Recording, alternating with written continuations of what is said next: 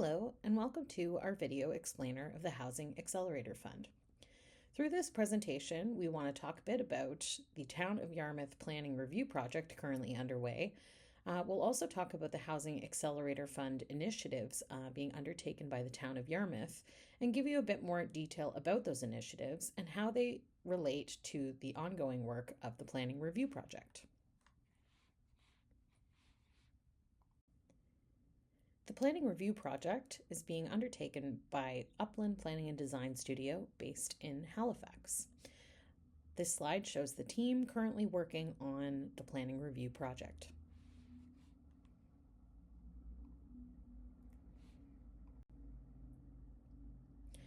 A little bit about what we'll cover in this video. So we'll begin with a slight project update, then we'll talk a bit about what is the Housing Accelerator Fund, and we'll dig a little deeper into the Town of Yarmouth Housing Accelerator Fund initiatives. The Planning Review Project was launched in the winter of 2024. Since then, 2 phases of engagement have taken place, with the initial phase completed in the spring of 2024 and the issues and options engagement, which took place in the winter of 2025. We're currently in the draft engagement phase, which will take place through the fall of 2025 and will conclude in early January. Concurrently, the HAF amendments engagement are also taking place. So these are the amendments that are being proposed as part of the Housing Accelerator Fund initiatives. We'll dive a little deeper into that shortly. That engagement is happening currently and will conclude on November 20th. More information will come throughout the video. Let's start off by learning a little bit more about the Housing Accelerator Fund. In the spring of 2023, the Government of Canada launched the Housing Accelerator Fund to help local governments make significant changes that will boost the number of homes being built across the country.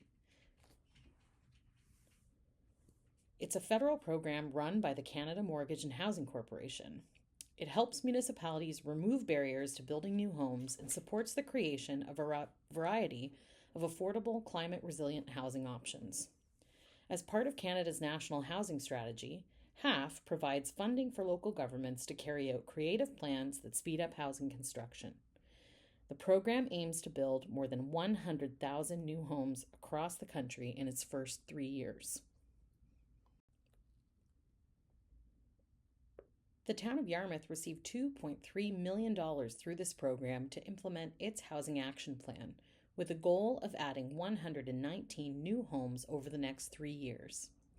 To reach this goal, the town has developed a detailed plan with 5 key initiatives designed to support and accelerate housing development. The Town of Yarmouth has committed to 5 initiatives as part of their Housing Accelerator Fund application. They include Initiative 1, to create a surplus lands program for affordable housing. Initiative 2, to develop a parking management strategy. Initiative 3, to develop regulatory changes that support housing development. Initiative 4, to create a priority approval stream for housing projects. And Initiative 5, to create a development incentives program. The following slides will dive a bit deeper into each of these initiatives. Initiative 1, create a surplus lands program for affordable housing. The goal of the initiative is to identify underused town-owned land and allow as-of-right development to support affordable housing, reducing the need for lengthy approval processes. The Town of Yarmouth has been working with nonprofit housing providers to make unused or underutilized town-owned land available for projects that include affordable housing. This program will use funding to improve the current process by identifying priority sites and preparing them for development. The work will consist of identifying, prioritizing, and advertising a list of possible sites, creating clear policies and procedures for how the town will make land available for affordable housing, and pre-zoning these sites to allow multi-unit residential buildings. This initiative would accelerate the supply of housing, support affordable, inclusive, equitable, and diverse communities, and support complete and walkable communities with diverse land uses and access to a range of amenities. This initiative is in progress. Initiative 2, develop a parking management strategy. The goal of this initiative is to develop a parking management strategy that will support reducing or eliminating parking requirements in residential infill projects, leaving more room for affordable housing. When we talk about infill housing developments, what we mean is housing constructed in established residential areas of the town. Essentially, it is filling in the gaps that exist in neighborhoods. Minimum parking requirements for new residential development can make it harder to build housing, especially in older parts of town where lots are historically smaller. At the same time, many on-street parking spaces and public or private lots in the downtown and commercial areas are underutilized. Reducing or removing parking requirements can help use land more efficiently for housing or other community needs, but these changes can face public pushback. This initiative will develop a parking management strategy to support reduced or no parking requirements for infill housing developments. The parking management strategy will consider factors such as residential parking permits, more effective use of existing parking, managing parking demand, maintaining roads during winter, and supporting other housing efforts, including adding accessory dwelling units, converting office space into housing, building affordable housing, and transforming single-family homes into multi-unit buildings. Initiative 3 is regulatory changes to support housing. The goal of this initiative is to amend the municipal planning strategy and land use bylaw to speed up the development approval process using approaches such as increasing as-of-right residential development. The objectives of this initiative include eliminating restrictive housing policies, permitting residential buildings in more areas, and increasing as-of-right form-based and infill development. These changes are rolling into the existing planning review process. We'll talk a little bit more about what's proposed in the Housing Accelerator Fund planning amendments after we finish concluding the initiative's explanation. Initiative 4 is creating a priority approval stream for housing projects. The goal of this initiative is to accelerate the housing development approval process for both affordable and market rate housing by optimizing the overall approvals procedures. This initiative aims to improve and speed up the housing development approval process within the town.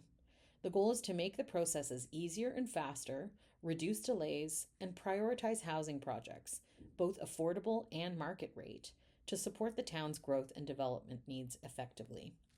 This initiative would improve process efficiency, optimize existing workflows, and integrate technology to simplify and expedite the development review and approval process where possible. It would also prioritize eligible housing projects based on their strategic importance, such as affordability, location, and commitment to incorporating climate mitigation and adaptation measures. This project is currently underway.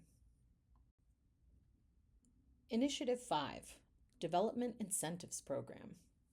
The goal of this initiative is to develop a program that provides support and incentives to encourage developers to create housing and amenities that meet the local community's needs. The town aims to support community growth and attract new investments by offering a development incentives program. This program offers benefits and advantages that create the type of development the community requires.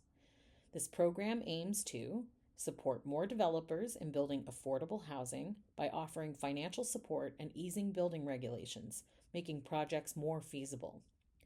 Encouraging more projects that benefit the community, such as affordable housing projects, public spaces, or infrastructure improvements and climate resilience.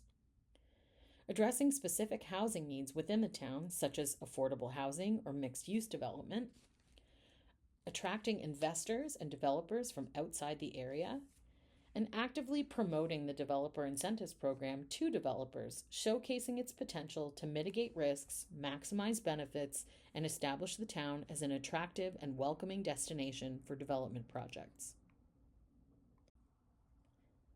Now that we've taken a look at an overview of each of the initiatives, let's dive a little deeper into Initiative 3 that directly relates to the work being done through the Planning Review Project.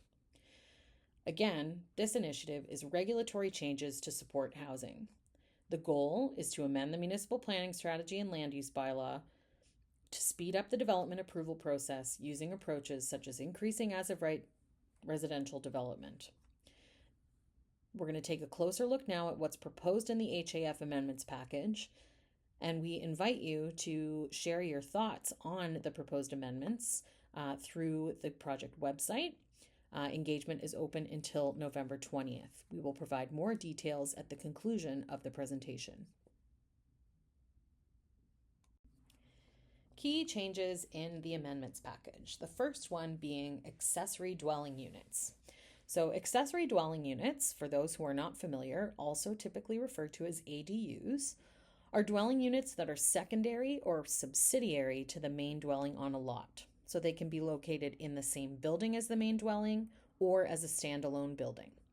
Examples shown on the slide show within a main dwelling, so for instance, a granny flat or in-law suite. Also another example is a basement suite. On the right, you'll see standalone building examples, often referred to as a carriage house or a backyard suite. This also applies to units that are developed above garages.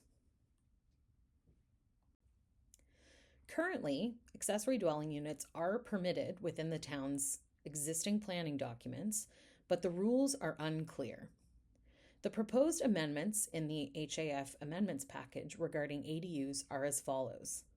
To clearly permit ADUs in all residential zones, 1 per lot, 100 square meters or 1,076 square feet of floor area, or 50% size of main dwelling, whichever is larger.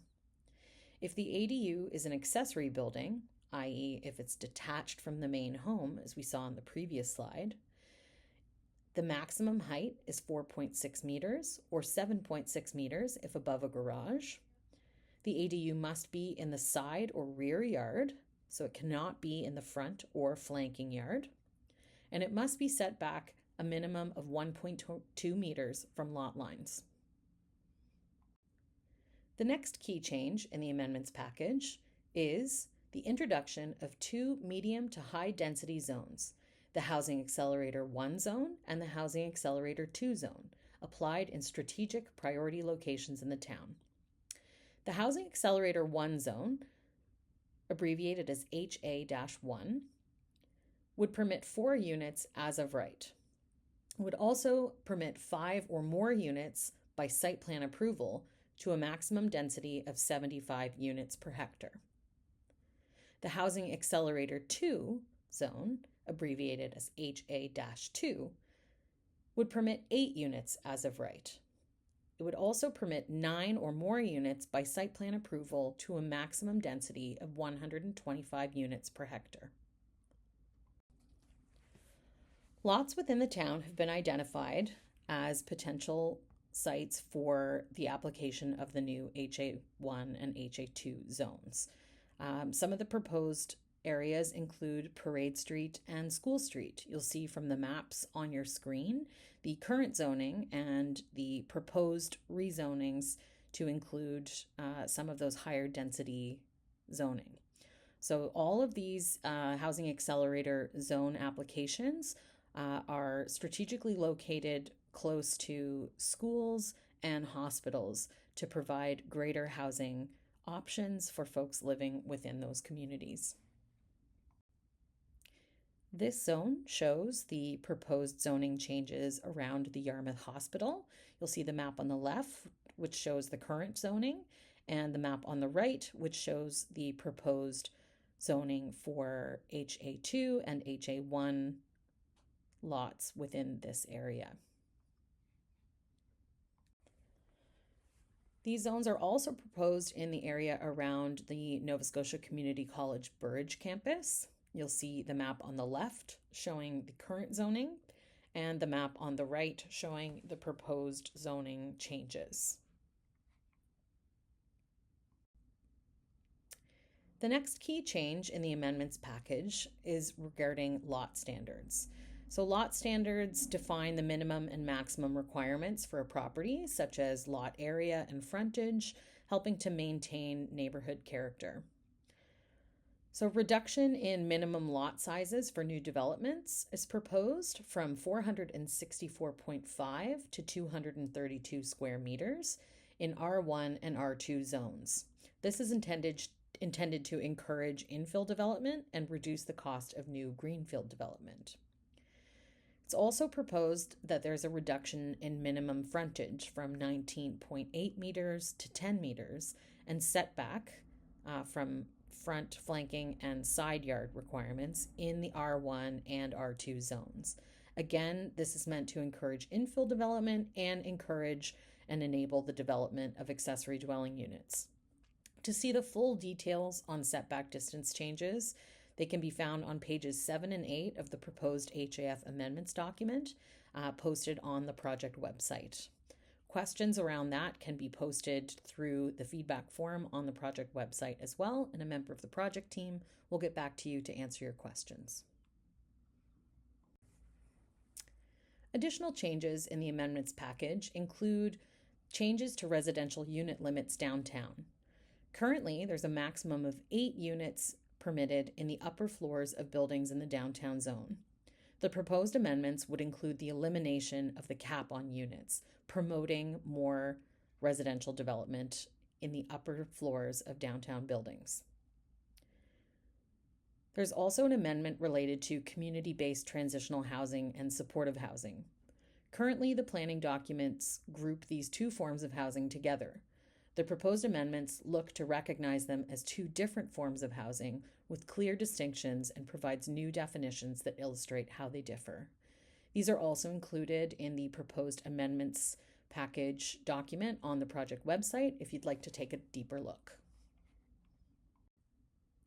That concludes the explainer on the HAF amendments. We want to hear your feedback about what you think about these proposed amendments. Take the survey on the project website before November 20th, 2025. To view the full amendments package, as mentioned before, visit the project website at getinvolvedyarmouth.ca/planning review. We want to hear your thoughts.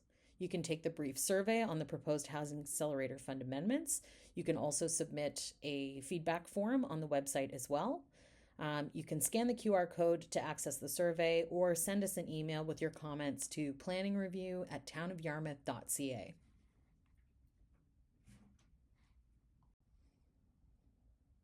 If you would like to get in touch with a member of the project team, please feel free to send us an email at planningreview@townofyarmouth.ca. We look forward to hearing from you.